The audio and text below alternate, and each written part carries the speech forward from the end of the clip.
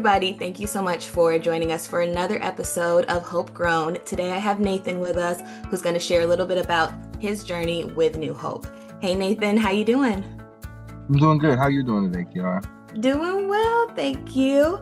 So Nathan, can you briefly introduce yourself and tell us a little bit about your journey before, during, and after New Hope? Definitely. So I'm currently a 20-year-old man who I just moved out to Washington because New Hope helped me get my fresh start. Um, and it was definitely so I struggled a lot with substance abuse growing up, struggled a lot with not being in a stable environment and not exactly having that structure. So whenever I ended up getting old enough to finally figure out what I was wanting to do, I was just in the streets and it was not very healthy. Right, right. I got you. Thank you for elaborating. So tell me what led you to New Hope? What brought you there? Like what were the leading steps? Like I had stated before, I struggled a lot with substance abuse, and with the substance abuse came hand in hand, aggression, a lot of Right, aggression, for sure. Yeah. because I would get very angry. So I would end up taking it out on the people I love or the Yeah. people that were close to me, which normally ends up happening, sadly. Absolutely. Absolutely. We always hurt the people who are closest to us because we know they're not going to go anywhere. They're our safe spot. Yeah, Yeah, I get that. 100%. Yeah, I get that. So So, yeah. it was definitely rough. I mean, I was in and out of four placements before I even touched New Hope. Mm, gotcha. That's very similar to me. I was in and out before being at New Hope for a while, at different like mental hospitals, other residential facilities, and treatment facilities. So, yeah, the journey is. So, was New Hope the last like New treatment Hope was facility? my last treatment facility. Okay. So, how long has it been since you were a resident at New Hope? Oh God, I had turned 17 in there. That was my last birthday there. Wow. And then so I'm turning 21 this year. So it's been, Like over 3.5 years. yeah, Yeah. Okay. Gotcha. Gotcha. and I've been Okay. So, doing good. So that's amazing. So, where were you before you moved to Washington? North Carolina. I was up in Gotcha. upstate North Carolina towards Okay. Asheville. Okay, gotcha. So you're in the mountains Yeah. before. Do you miss it at all being in North Carolina? I miss knowing people. It's Yeah. easier whenever you know a lot of people. Yeah. So it is like, especially when you're healing and things, like keeping those healthy people. Do you have like a community in Washington where you are, or was I it do. like all new everything? It was completely new everything whenever I came up here, but I decided I wanted to work with mental health to try to do what a lot of the staff at New Hope did for me. Yeah. And I wanted to help to try to turn around some young kids' lives. So I've built a very good structure and a very good friend base and support system up here since I have been up here. That's amazing. Okay, so you're working like in the mental health field or with youth who are struggling, is that right? Yes, I work with Okay. behavioral health use as a behavioral health technician. Wow, that's amazing. Okay. So like that was kind of the transition from New Hope to kind of get what you've experienced hands-on Yes, and put it. That's amazing. help me That's put everything I've been through to use. Yeah. Okay. I love that.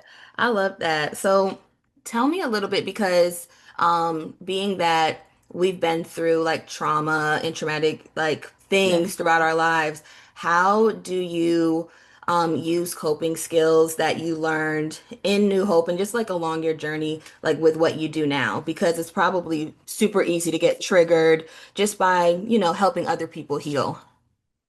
Definitely. A big part of it was that I had some really good staff while I was at New Hope that helped to teach me a lot of coping skills. They honestly helped to teach me that 9 times out of 10, the argument's not worth it.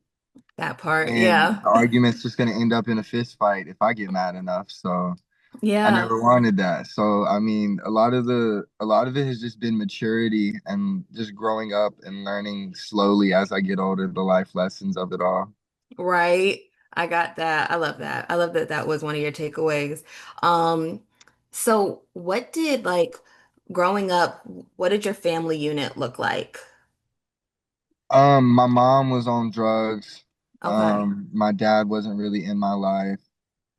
Um, my stepdad was an alcoholic and he was abusive as hell. Mm. Excuse my language there. I No, shouldn't it's have said okay. It's real. that. No, it's real. It's real. It's all But good. yeah, so it was very rough for me growing up.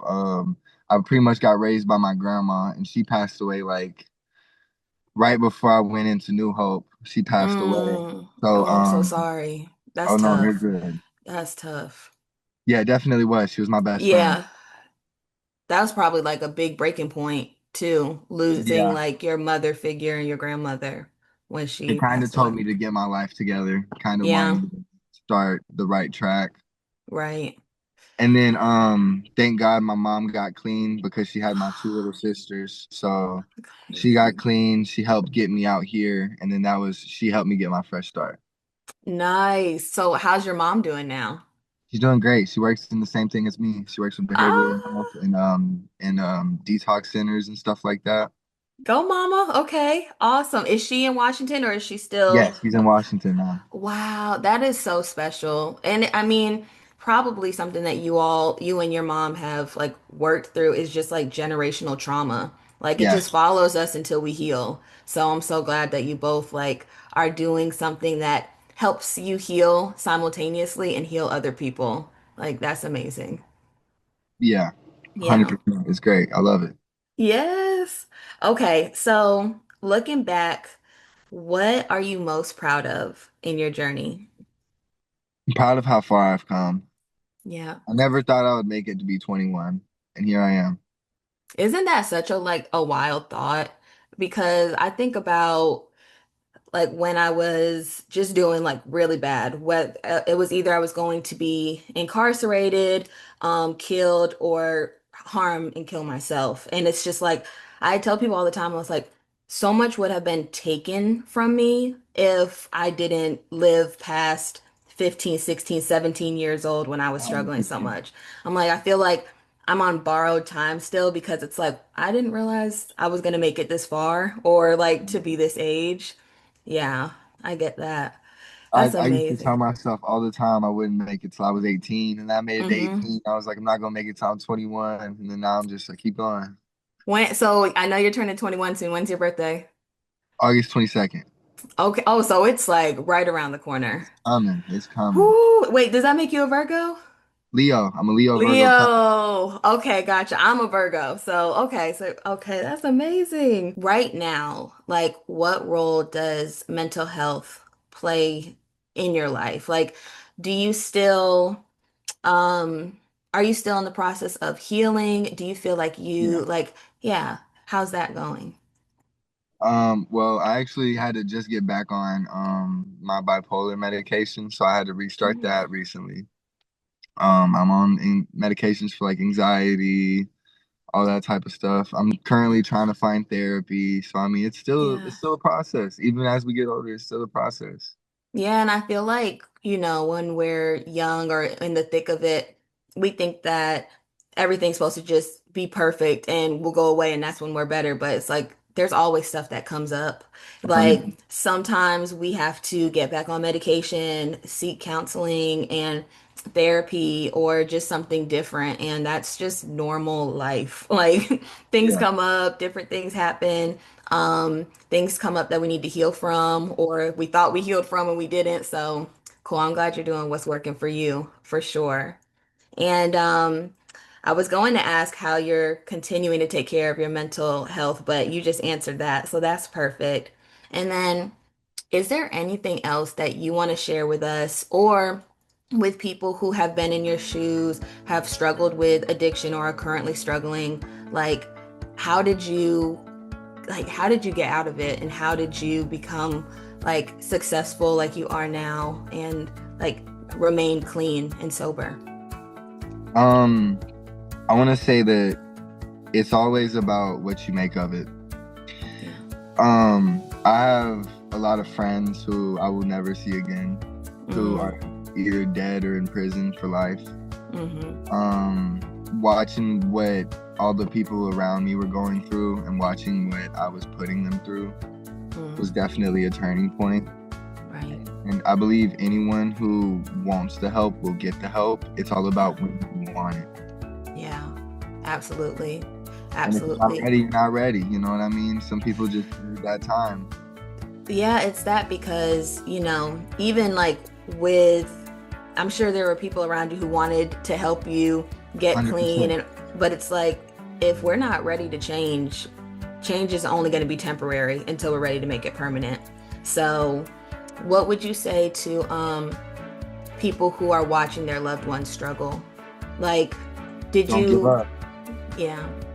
Don't give up. I mean, my mom never gave up on me, and if it wasn't for her, I wouldn't be here. So don't ever give up on your loved ones. I love that. Nathan, thank you so much for opening up and sharing space with us today.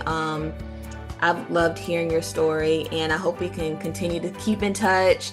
If you're ever back in North Carolina, come see us, or South Carolina. I'm in Raleigh, but we're always here for you. And if I'm ever in Washington, I'm gonna be like, Nathan, let me come over there.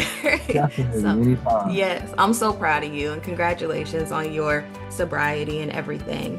Thank you. Thank you. You too. Absolutely. Thank y'all so much for joining us for another episode of Hope Grown. I'm Kiara and this is Nathan, and we'll see you on the next one. Take care.